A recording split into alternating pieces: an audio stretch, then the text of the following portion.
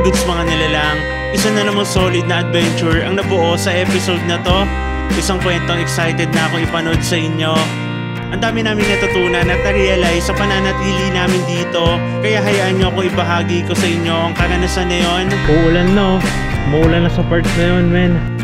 5 araw kami nag-camping dito sa mataas na bahagi ng Tanawan, Batangas, dito sa Splendor Hills. Hindi namin inaasahan na tatagal kami ng ganon. Pero dahil sa ganda ng tanawin, lamig ng hangin at katahimikan ng paligid, parang ayaw na namin umuwi. Kaya naman wag na natin patagalin to. Let's get it, man. Michael Lee's the Vlogs.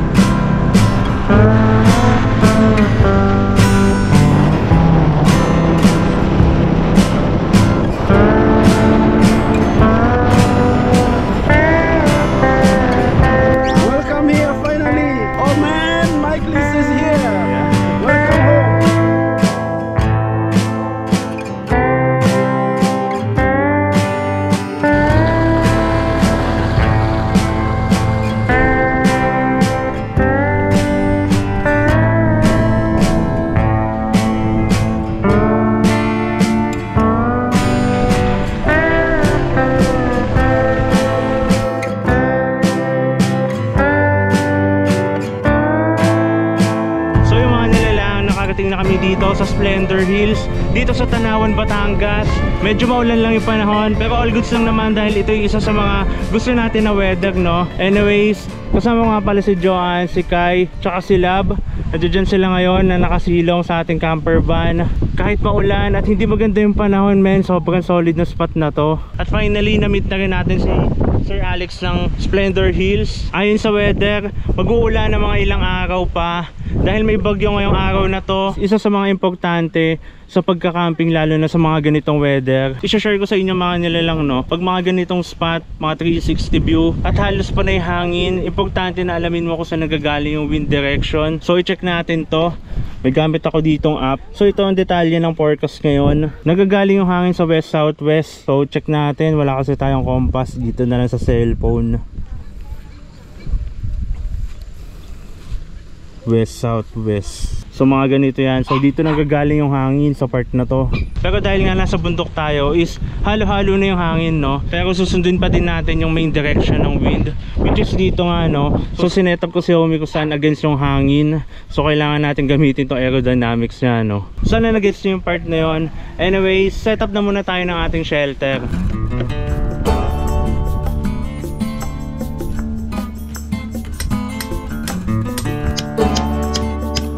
All goods mga nilalang, nakapag-setup na kami, ganun lang kabilis. Bali wala naman na kami iba pang lalabas po dito sa cooler, pati ibang namin gamit, no. Ayan, nakasetup na dyan.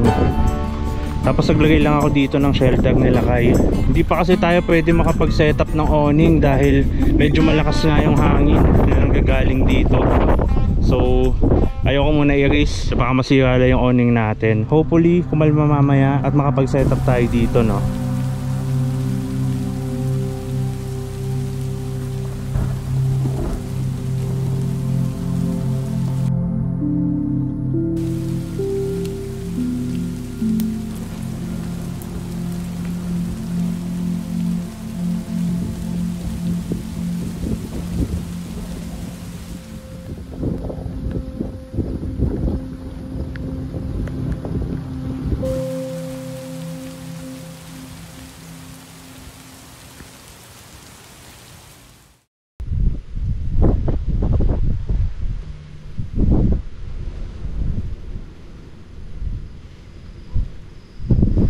Alas 3 na ng hapon, merenda na muna tayo. So meron kami ditong biniling taho. Yan, sa mga bumibili sa Dali, alam nyo na yan.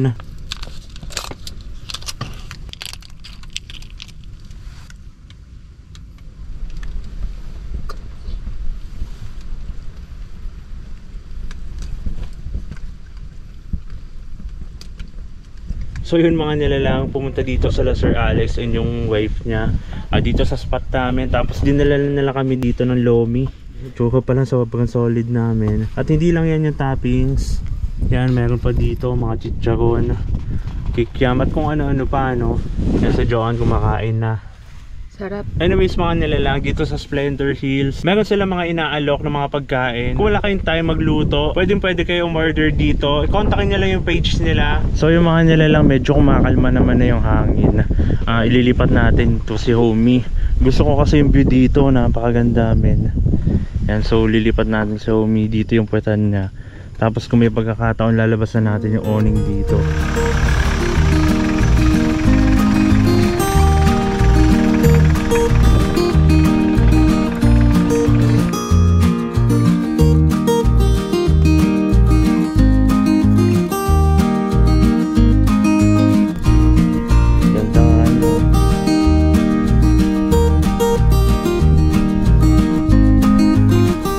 Ito din talaga ang kinagandahan kapag ang setup mo is camper van. Anytime na gusto mo siyang ilipat, ay malilipat mo siya. Diniplay ko na nga rin pala tong awning. Sobrang ganda ng view namin dito, men. Sinuggest to ni Sir Alex. You know, kitang-kita natin ang Taal Lake. Yan, ang Taal Volcano dito sa side na to. Medyo nagiging clear na. At humina na rin ang hangin. Kaya napaka-importante talaga na magche-check ka muna ng weather bago ka mag-camping, dahil yun na yung pinakasusundan mo, no? So bukas ng umaga medyo kalmado pa ulit yung hangin. Mga bandang tanghali hanggang hapon lalakas na naman siya, no? So titignan natin kung kakayanin ng setup natin na to. If ever hindi, maramdaman ko na hindi, ibalik natin o itupin natin to, no? All goods mga nilalang, at sumapit na nga ang gabi. Medyo nasa-setup na ako ng mga ibang kailanganin natin dito sa camping. Katulad neto lamesa, lutuan, at ang iba pa, no? Anyways, prepare na muna tayo ng dinner. Itong ulam namin, chicken bola-bola na mimiswahan tapos may gulay. Luto na tong ating pagkain. At dito na tayo ngayon kakain sa loob ni Homie. Kain tayo mga nilalang.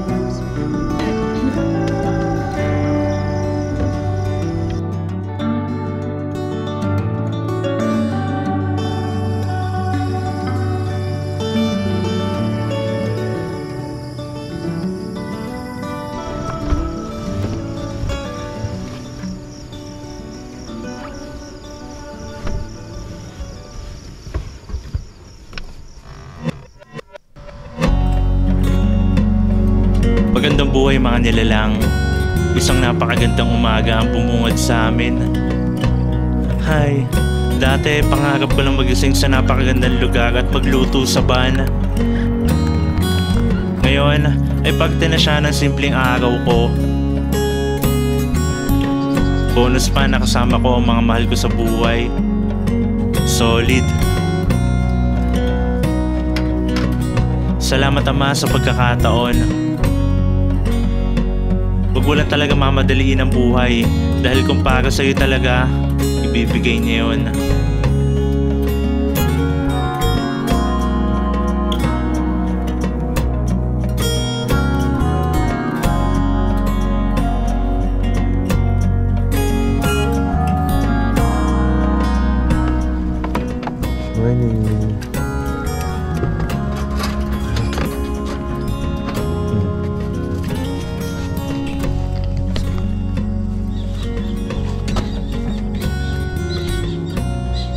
Love, come. Come. Dito.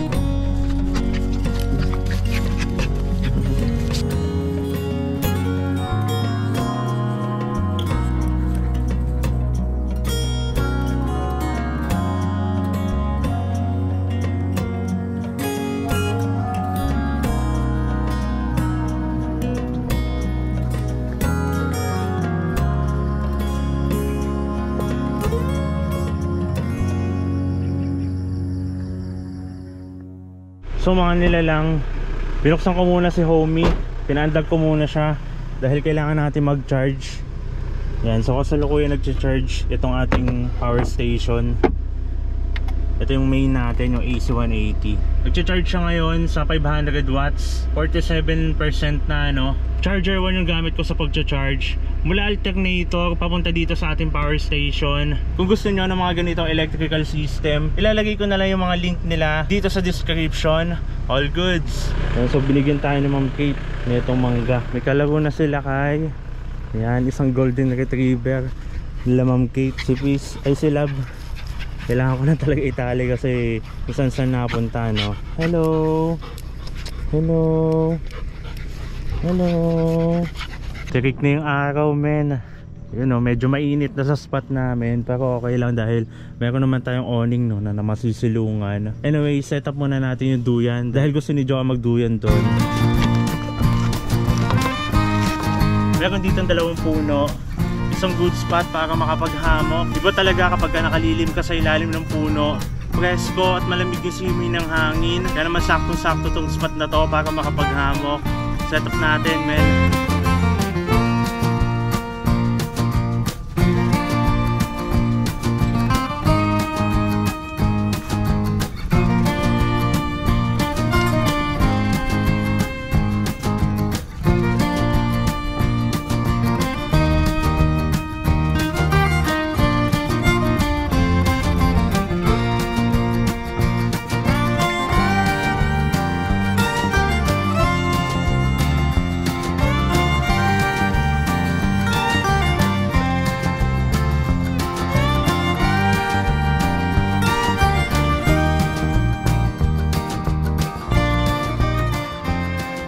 Ganda ng paligid, no? Lunchtime na. Mas masarap ang pagkain kapag ganito kaganda ang tanawin. Luto na muna tayo.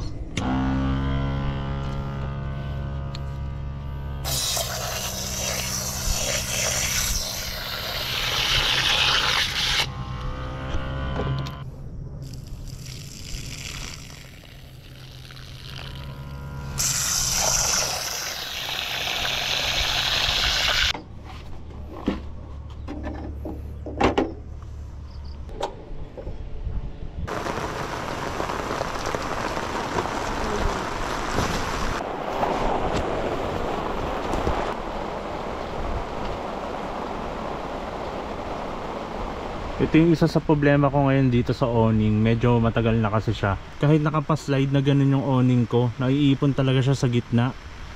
Dito nakababa na tong part na to, pero yun nga, naiipon siya dito sa gitna. Parang nai-stretch na yung waterproofing netong ating tarp, no? Sa katagalan na din siguro. So kailangan ko pa siyang sundutin.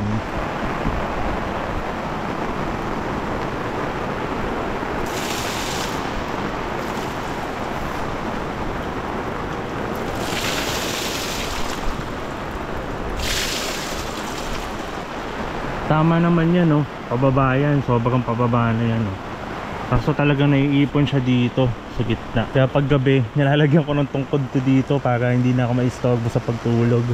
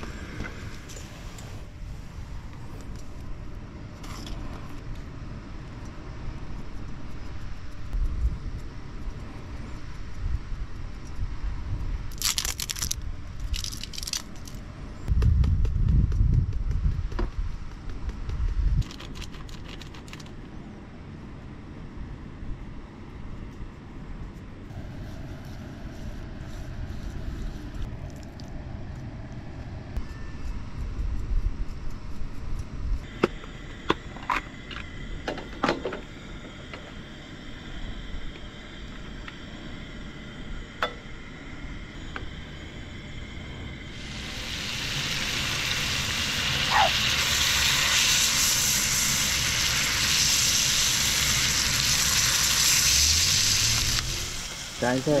Sir, follower mo ako. Talaga sir, Oo. salamat po.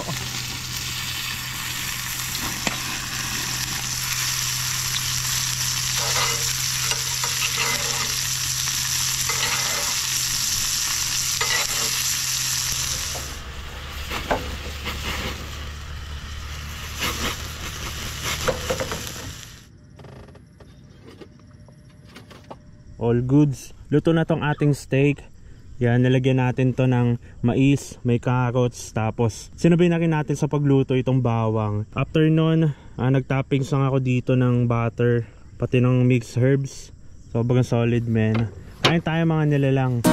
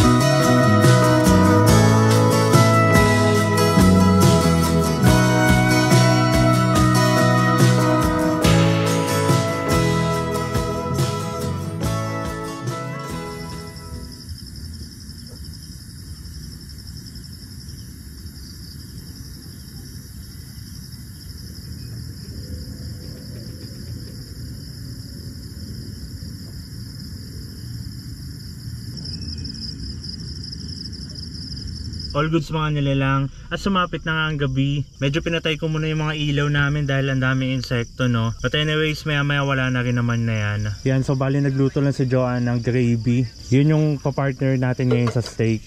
At ito naman yung simpleng dining table namin. Yan.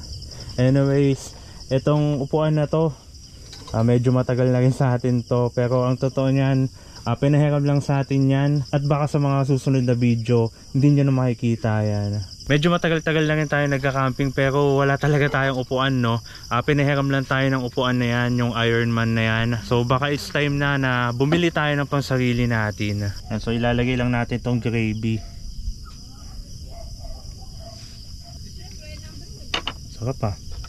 Puspusan na ang clearing operations ng PDRRMO. Medyo malamig na, kaya naman nag-jacket na ako. Yung lamig kasi dito ay nasamahan pa ng hangin. Anyways, magpapahinga na kami. Kita-kits tayo bukas ng umaga.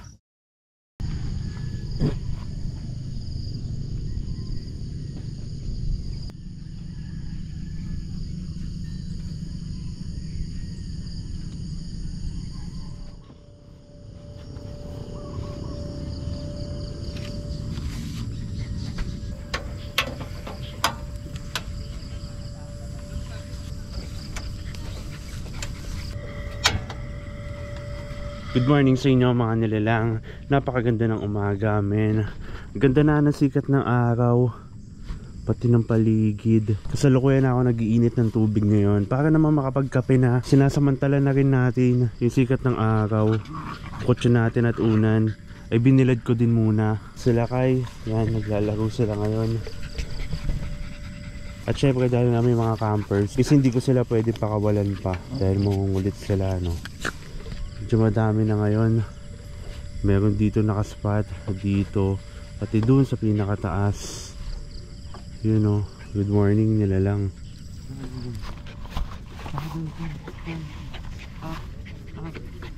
Awesome. Wait. Good job.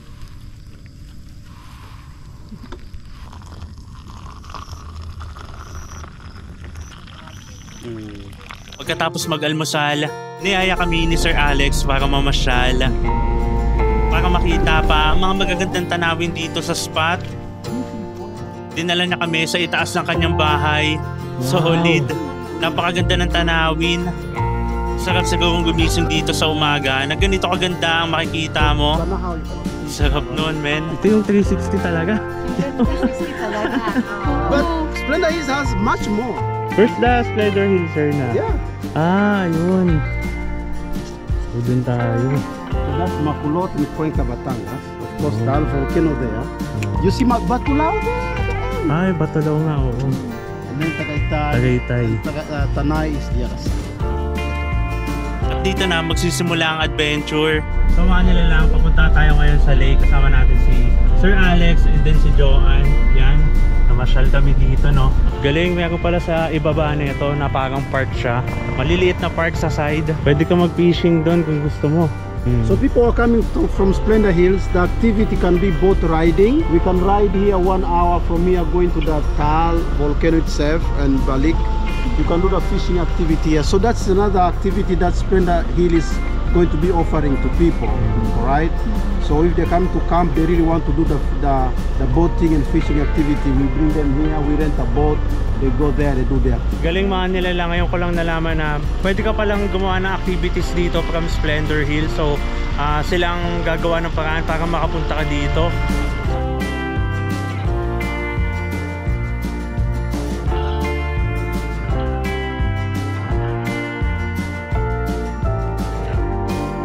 Dinala tayo dito ni Sir Alex sa tabi ng lake mismo. Itong mga daan dito, men, sobrang solid. Ngayon ko lang nalaman na may mga ganitong spot pala dito. Actually, pwede dito si homie. Kung gusto mong mag-park lang dito sa side. Yan, marami na sa swimming ngayon. Malapit na tayo ngayon sa Taal. Kung nakikita nyo yun, sobrang peaceful ng Taal, men. Halos umaapaw na din yung tubig mula sa lake papuntang kalsada. Siguro one day, mga nilalang, pupunta tayo dito. Kasama natin si homie. Tapos magpa-park lang tayo sa isang side. At subukan na rin natin mag-fishing at maligo. Bahala, pero makakadaan po. Makakadaan po. Makakapasok po, makakadaan. Marami na pong dumaan dyan puro mag-fishing. Pwede? Yes, of course. 100%? Yes!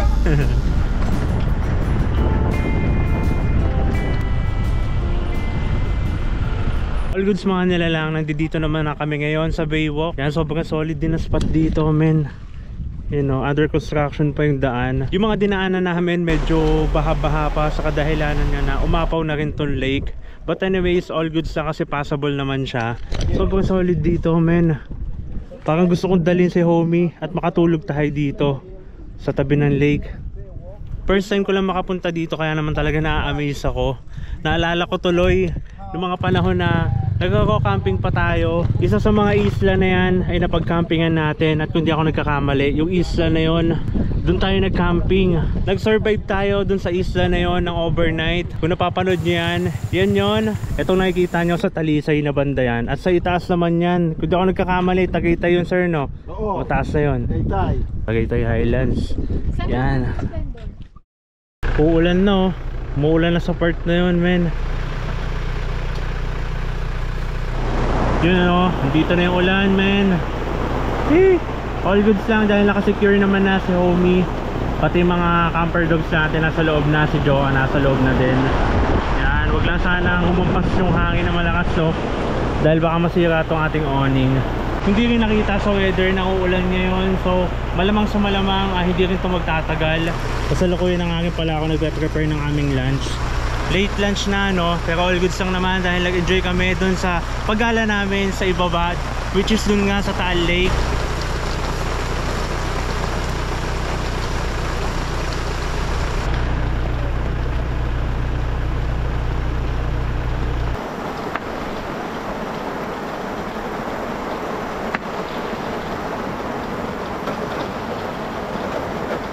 Tignan nyo talaga tong awning ko. Sign na matanda na talaga siya. Naglagay na ako dito ng pataas para bumaba yung tubig, pero naipon pa din. Ay nako, kailangan ka na talaga palitan.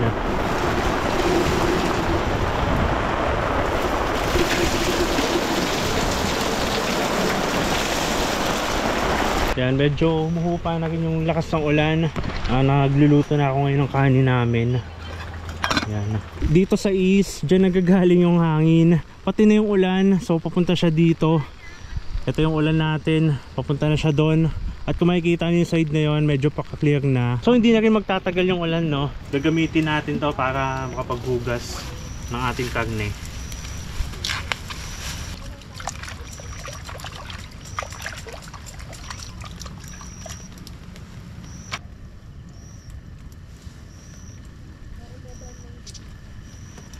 Ayan, maliwalas na ulit ang paligid.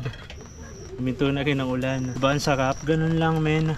Ito rin yung isa sa advantage kapag alam mo na yung weather na mangyayari sa mga susunod na araw. Yung alam mo yung time ng pag-ulan o kung ano yung magiging weather sa araw na yon, kung uulan ba o aaraw. Kaya napaka-importante talaga na bago ka mag-set ng camping, alamin mo muna yung weather forecast dun sa lugar at sa araw na yon. At syempre wag mo hahayaan na masira yung camping trip mo dahil sa ulan. Kaya kapag alam mo ulan sa araw ng magka-camping ka, iset mo yung mind mo na uulan, no, para pagdating ng ulan is hindi masira yung camping trip nyo dahil nga expected mo na uulan. Tapos ang sunod nun, maging ready ka. Yung mga camping gears na dadalin mo dapat rainproof siya at dapat handa din sa mga ganong weather. So dito halos 3 weather na yung experience namin. Thankful lang dahil kinaya ni homie at na itong setup natin. So mamaya panigurado huhupa na rin yung ulan ng tuluyan at araw na ulit. Naalala ko tuloy yung paborito kong words o paborito kong mga salita dahil yun yung na-apply ko sa buhay na pagkatapos ng ulan ay may liwanag na naman. Na-apply ko siya sa buhay dahil pagkatapos ng ulan o unos, may liwanag na naman, may bagong pag-asa na naman.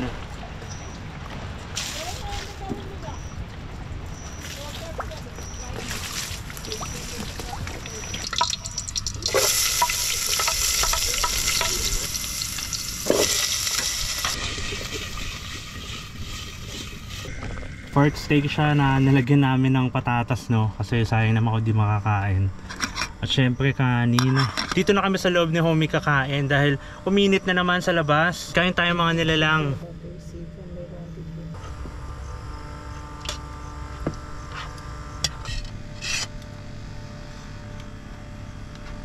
Wala na kasi laman tong ating water tank sa itaas. So nakakita ko dito ng 2 galon na itinapon ng campers. Yan, mag-iigib tayo doon sa may CR para ma-refill natin to, men.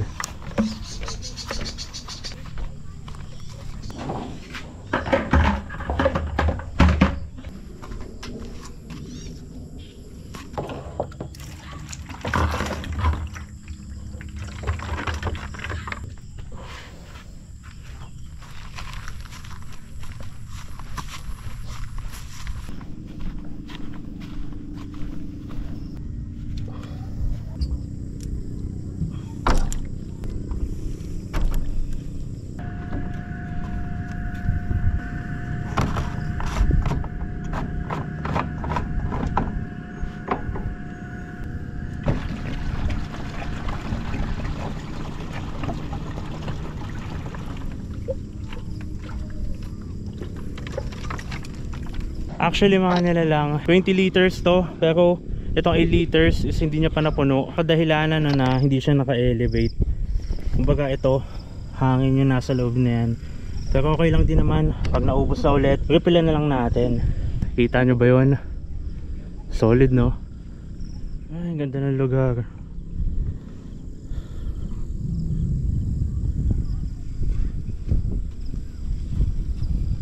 Siguro next time ang gagawin ko, lalagyan ko din siya dito ng refilling para kung sakaling hindi man siya pantay, mas mababa to, pwede ko siyang lagyan dito para mapuno talaga, no? Tubig na ulit.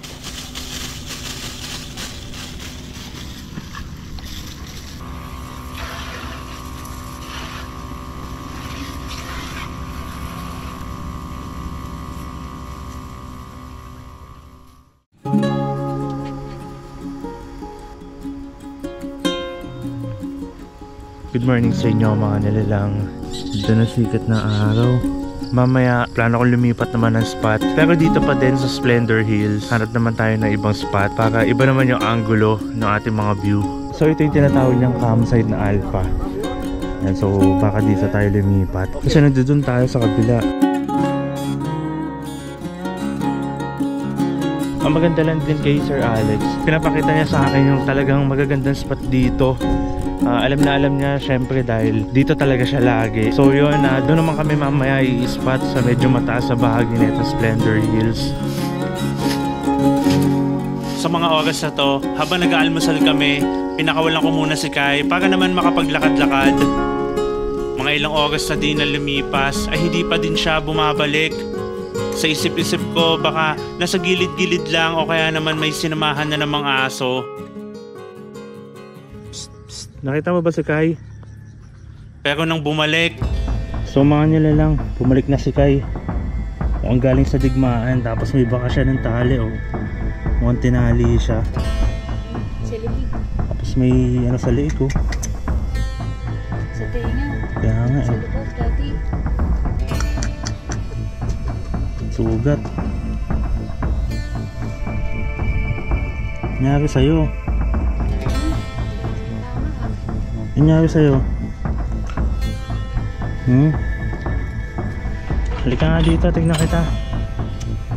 Saan kasi galing? May kagat si Kai sa liig oh. Kagat ng aso to. Tapos meron siyang tali dito. Tinali siya dun. Nakaalis lang siguro, napigtas. Ay hindi, parang ginunting eh. Tapos meron siyang tama dito sa tenga. Ako napalabang ka dun ha. Pero okay lang mga nilalang dahil meron naman si Kai na anti-rabies. So kung makagat man siya na may rabies, hindi naman siya agad-agad matatablan no? Sana okay ka lang na. Pasok ka muna dun. Ang una kong ginawa, hinugasan ko muna yung mga sugat niya at nilinis. Nakagating sa amin ang kwento na si Kai pala ay nakuha ng isang bata at itinali. Nagustuhan siguro dahil maamo. Nag-CR lang daw ang bata at pagbalik, pinagtutulungan na siya ng 3 asong malalaki hanggang sa napigtas ang tali at nakabalik na siya sa amin. Anyways, habang ina-edit ko tong video na to, tapos na naming dalhin si Kai sa vet at ngayon ay nagpapagaling na. Malakas pa din kahit may mga sugat na bakas ng pinagdaanan niya. Buti na lang ay updated ang bakuna ni Kai. Gustuhin ko mang ibigay ang pagiging malaya nila kapag nasa camping kami. Ngayon ay malilimitahan na dahil sa huli, tayo lang din magulang ang masusunod sa mga limitasyon para sa ikabubuti nila. All goods mga nilalang, nakapwesto na kami dito sa panibagong spot. Dito naman to sa mataas sa bahagi ng campsite. Medyo malakas lang yung hangin at dito yung nanggagaling kaya naman dun ko din hinarap yung harapan ni homie. But anyway, sana kayanin na itong awning natin no. So magpe-prepare na kami ngayon ng lunch dahil magla-lunch time na. Ganito lang ulit yung setup natin.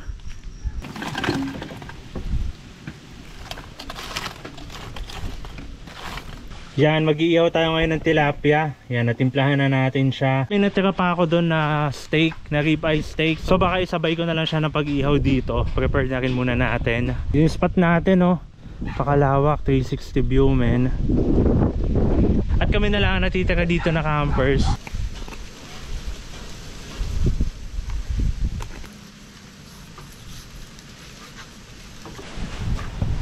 Uy, buko nalaglag yan oh.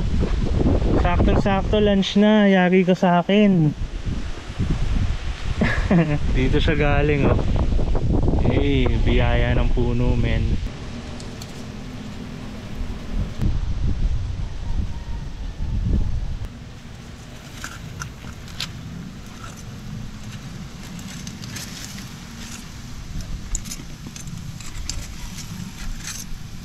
So meron na tayong tilapia, may steak pa tayo, pero parang gusto ko pa magdagdag ng manok.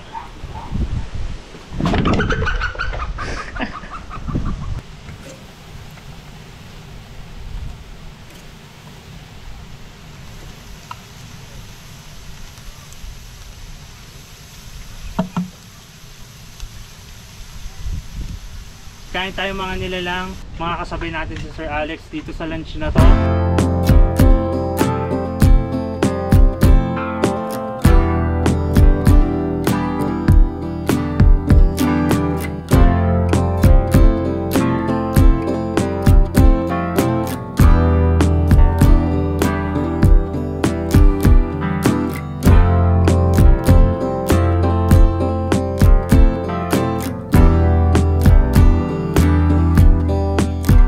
kailangan na naman muna natin bumili ng pagkain para bukas ng umaga, kasi baka biglang umulan. So kailangan makabili na tayo ngayon.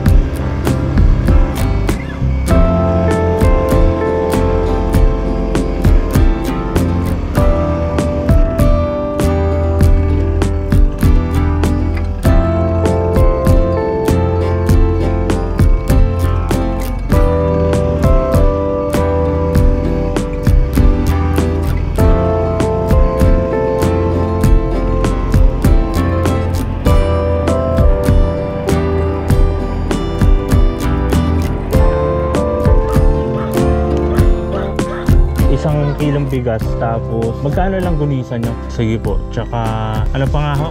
Tosino, no? Sige, isang tosino din. Tapos may asukal ka na eh. Isang asukal din.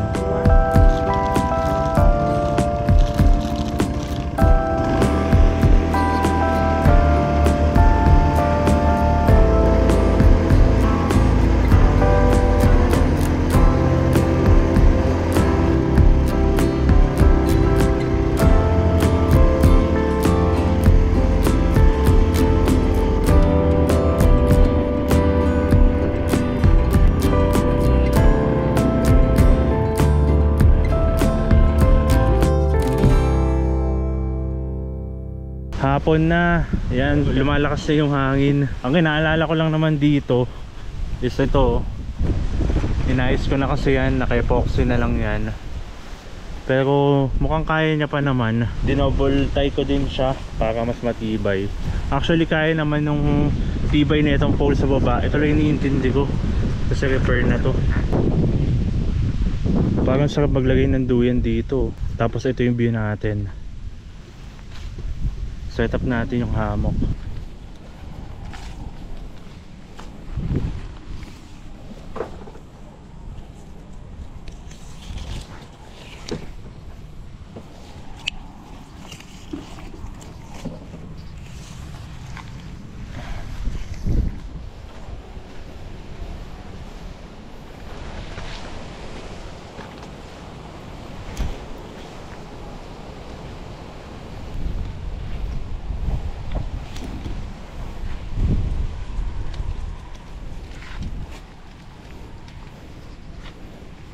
Payakap po.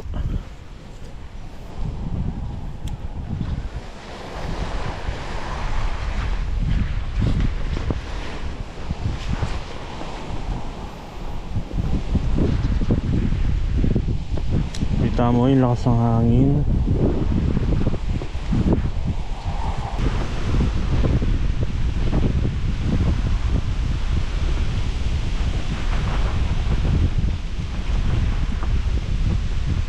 Okay, dinner na naman. Kain na naman si Buntis. So, ang uulamin naman natin ngayon, binigyan tayo ng sinigang nila Sir Alex yan. So, iinitin natin to. Ito yung ulamin natin ngayon. At meron pa naman natira na tilapia. Ganun lang, kain lang na kain sa camping hanggang sa tumaba. So, magsasaing muna ako. Init ko yung mga ulam. Tapos kain na tayo.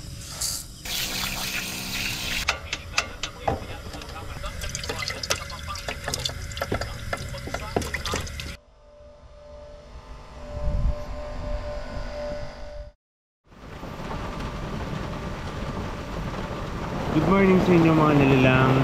Ikalimang araw na natin ngayon dito sa spot sa Splendor Hills. At umuulan na. Masarap pa sana maghihiga dahil sa weather, kaso kailangan mong bumangon dahil napupuno na to. Ay nako.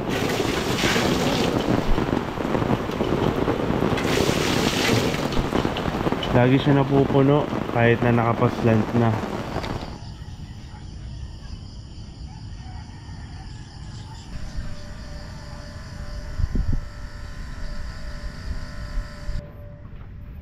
Breakfast is ready na. Nagluto lang ako dito ng pansit canton at itlog. Tapos may tinapay kami. Yan, medyo kumaganda na ulit yung paligid. Sa 5 araw namin na pananatili dito, napakarami naming natutunan. Mga aral na hindi mo matututunan kapag nanatili ka lang sa comfort zone mo.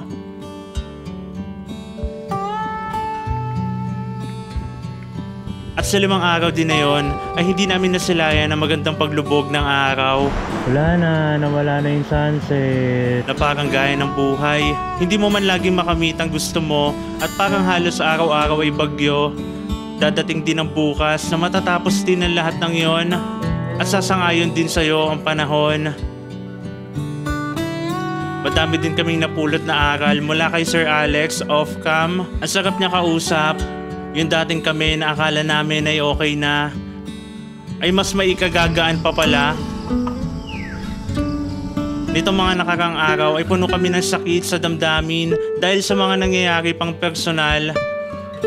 Itong camping namin dito, ito siguro ang naging way ni God para mag-heal kami at para maikonekta kami sa kalikasan, sa mga tamang tao at sa Kanya.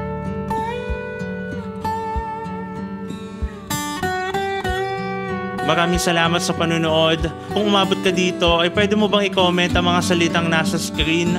Ito kasi ang paraan ko para malaman ko kung may nakatapos na itong video na to.